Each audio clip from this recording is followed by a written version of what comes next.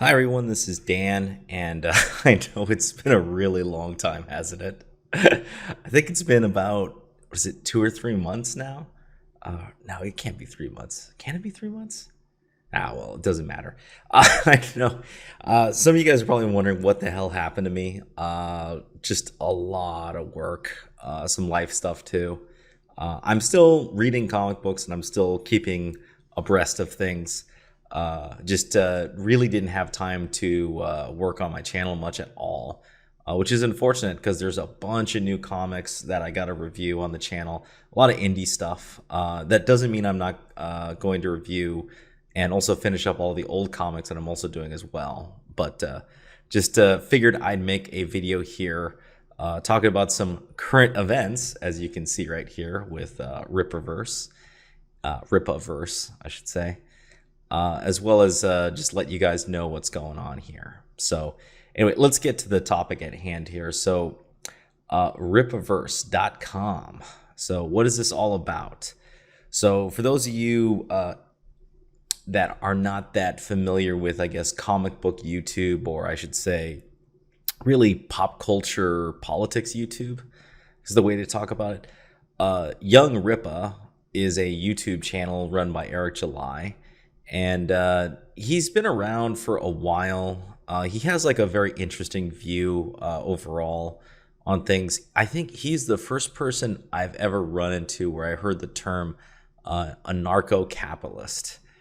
That tells you how politically deep I am. I've never heard that term till I ran into his YouTube channel. So for those of you who ever wondered how political I am, that's how political I am. I don't know what the heck anarcho-capitalist meant till I ran into Eric July. But he had, for a while now, been talking about starting his own comic book. I believe he was talking about it a year ago, if I remember correctly, on like live streams with Ethan Van Sciver and the Geeks and Gamers Friday Night Tights crew and whatnot. And this is it right here. This is Isom #1, which is the first. Let me get to this one right here.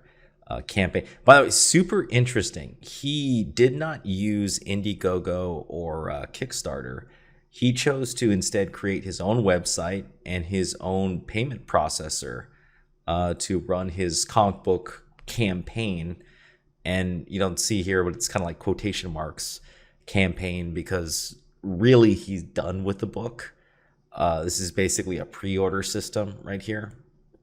And supposedly it's like 68 days till the book gets released. At least that's my understanding. And he's kind of said in other, I guess, social media platforms that he basically is done. And it's just a matter of hyping stuff up and getting people to jump on there.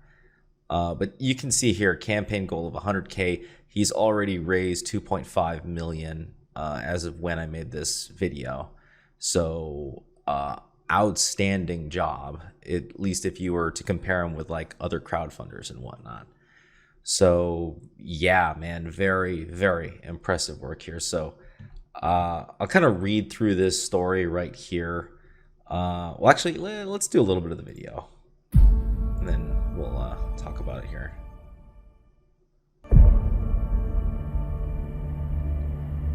So this is Eric July.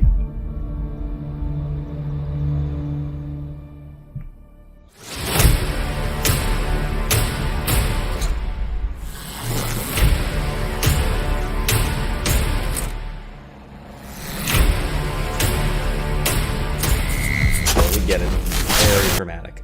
Let's get into this. Is the first book released through Rippaverse Publishing, which makes it extremely significant. Oh yeah, I forgot to say Eric is from Texas, very proud Texan too. So you'll always see him making remarks. And in fact, the setting for this story, Isom, is in Texas. So he's kind of drawing from his personal background here. So this is Isom's self-titled book. It also serves as a launching pad for our entire universe. This 96-pager was written by myself, Eric July. The pencil and ink work was done by the great Cliff Richards, and the color work was done by Gabe El Taib, two comic book veterans. This book is part one of the ill-advised arc, and it follows Avery Silman, who lives right outside of Flores Park, Texas, the place where he was born and raised. Now, Avery is what is known as an accept, which is what common folk in this area call special people. Years ago, shortly after he got his abilities, Avery decided to become a hero of sorts and adopted the moniker Isom. But a certain event had him come to the realization that this life wasn't for him. So now he lives on his own ranch outside of the big city. One day, Avery gets a call from his sister Altona. She wants him to visit his old buddy because a family friend that interned at her company, Projexus, has gone missing. That old friend is... So I do want to make a comment here, just so you know. For those who are wondering, like, my overall opinion about all of this, I think it's really, really interesting and pretty exciting. At the same time, I'm not super, I would say, hyped, just because there's a lot of you that follow the channels. I've followed a lot of crowdfunded campaigns, and even though this is not crowdfunded, this is nevertheless running itself sort of like one. And I can say my enthusiasm is blunted, I guess is the way to describe it. I mean, I just recently got Jawbreaker's Grand Bazaar, and that was like 2 years or something to get that book from Richard C. Myers. I'm still waiting on Cyberfrog Wreck Planet, and you know, I'm very much at this point kind of, you know, with crowdfunding, if I like it, I will back it, and then I, you know, will assume that I'm going to get it when I get it. And I have reviewed enough of these books on my channel that really the batting average right now is like maybe 120, right? For those who understand baseball, or to put it in other terms, it's like, you know, 1 out of 10 books is good when it comes to crowdfunding, which is not really a good, you know, the way to put it is I'm very much of the view now that, you know, I will be very excited when I actually see this thing on a shelf and I pick it up and I read it and it's good. Like, it sucks me in within the first 5 or 6 pages, like a good comic book should, right? So right now, just sort of looking at his explanation of this book, it's not really an origin story, because it really is about this. Basically, the superhero exists in this world. He's an accept or whatever special person, right? And it's really about a story of a missing person associated with his company and his family and whatnot. So we're not even really getting a real origin story from what I'm understanding, which that doesn't mean it could be bad, right? Because if it's a good story, then, you know, that's fine. You know, maybe you can save your origin story for some other time. But I do feel like a lot of these crowdfunded comics, I think, overthink it too much and don't focus on fundamentals. And just right off the bat, listening to his pitch, it makes me feel like if I sort of like thought from his perspective that just a straightforward origin story isn't good enough, and for 96 pages we have to do something more and more, right? Again, I could be 100% wrong here. So, you know, I haven't read the book. This is just my interpretation of his pitch for it. And that's why I'm not super excited. Also, the art is it's decent, but it's not really my thing. It has a very computer drafted look to it, like very much like kind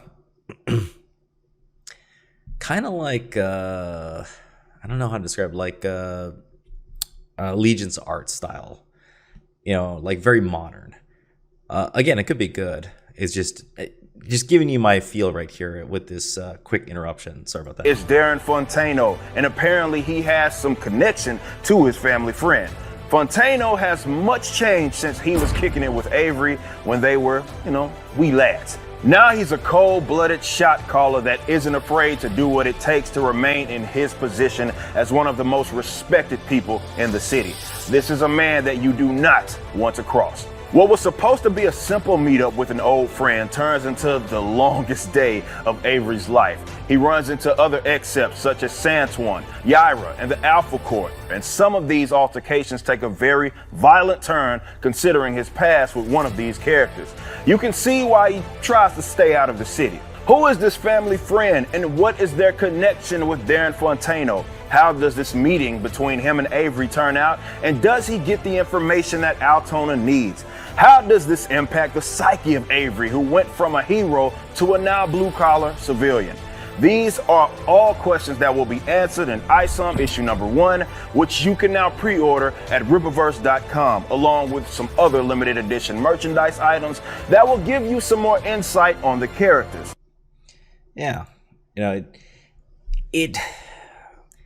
I hate to say this, but it really feels like this book is going to be another book where the story really is a superhero story that's like really meant for a universe that's 100 issues in and not necessarily meant for like an issue number 1. And that's kind of my feeling just looking at it right now.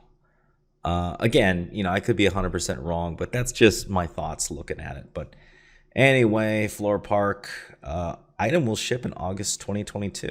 Yep. So yeah, this is 68 days to, I'm guessing, actually no, then, so it should come out in August. Oh, that's pretty cool. Maybe it's 68 days till it closes. It's kind of weird. Oh, I see. So he's not really doing a true store. Huh. Okay. Well, anyway, it's about $35 for a 96-page graphic novel. That's pretty decent, I would say. That's a good, page to dollar amount for the very comparable to a lot of crowdfunded comics. Still very expensive, for sure. And then if we take a look at it, there's a bunch of other ones here. Look at this. He got 6,000 purchasers for the signed stuff. Man, his hand is going to be busted. 6,000 signatures, 2,000 signatures right here. I'm trying to see if he had like some big tiers. Let's see. Oh, here's some big ones. The Dukamon trading cards. So he had 1,000 people buy $100 worth of trading cards. Not bad. And then concept art book. He sold out on all the concept art books. So, hey. Whew, man. There's a lot of crap. Good luck for him right here. But yeah, anyway, just looking at it right here, art's okay. Design is kind of bland. Just my thoughts on right here. It's just not really, at least in my look at it, it's not super exciting. It's just, it looks like superhero comics for the most part. And overall, the story concept, has a couple interesting aspects to it. And one thing I do appreciate with young Rippa is he is a big believer in the concept of continuity and making sure that the universe that the characters exist in makes a lot of sense. He goes on about that on his channel a lot, right? The consistency of the universe and kind of respecting what the fans want and what the fans desire out of a comic book series. So that's kind of something he's always kind of talked about on his channel a lot. So in that regard, there's gonna, I think, no matter what, at least in my view of having watched him and knowing what Eric July is about, you're gonna get good customer service. Hopefully, assuming he hires the right people to help him fulfill this, because I don't think he's fulfilling 22,000 of these by himself. I don't think that's going to happen. But, he's going to do his best effort to provide good customer service, to not attack the people who bought his books or who support him. Hopefully, who knows what happens there. I mean, used to think that about Richard C. Myers, and now look where that's at.